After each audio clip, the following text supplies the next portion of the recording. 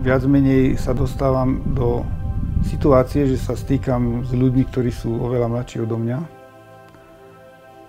A robím také veci, ktoré väčšina akože dospelých už nerobí, alebo to považujú za nejaké čudné.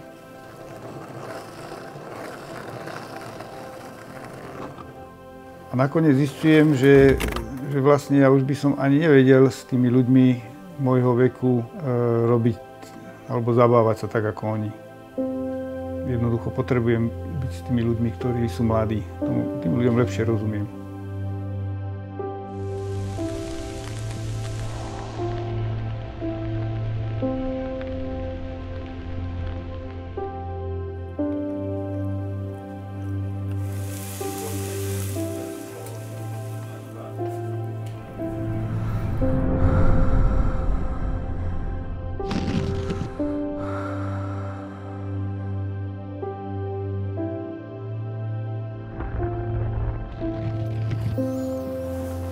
Ja moje koleno, ty si tu na to a nezáviť. Čau. Čau. Vôbec už si neviem predstaviť, že by som niekde sedel doma na zadku a robil ako ten klasický dôchodca, okopával záhradku. Celkom nedávno som si tak povedal, že v 60-ke život nekončí, v 60-ke život ešte len začína. Nie adrenalín je to, čo ma pri tomto športe drží. To, čo ma drží pri snowboardingu, je, že je to šport, kde neustále treba riešiť nejaký problém. Napríklad naučiť sa jazdiť, naučiť sa nejaký trik, alebo naučiť niekoho niečo robiť. Poznávať a zapojiť svoju vlastnú tvorivosť, tak to je to, čo ma drží pri snowboardingu.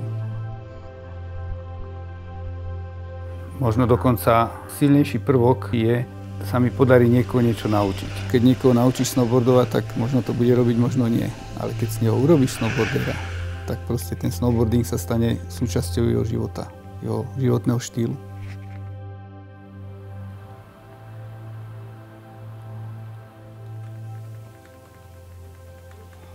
A s tým učením je to trošku horšie pre tých starých ľudí, lebo opäť je to vytváranie slučiek nervosvalových.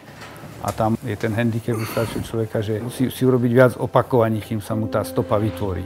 Takže to, čo sa mladý človek naučí na 5 pokusov, tak taký starý človek ako ja potrebuje na to možno 20 pokusov. Alebo niekedy aj 50. Ale dá sa to naučiť.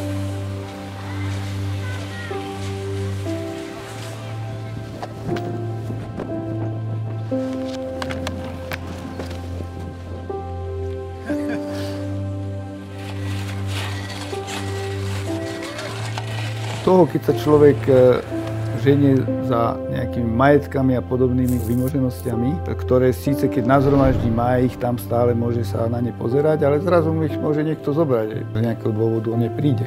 Na rozdiel od toho zážitky, tie ostávajú v pamäti a tie okrem pána Alzheimera nikto nezoberie.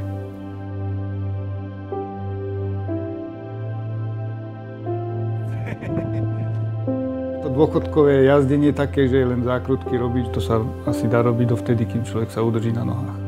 Snowboardovanie je ľahšie ako chodenie. Sa postavíš a ideš.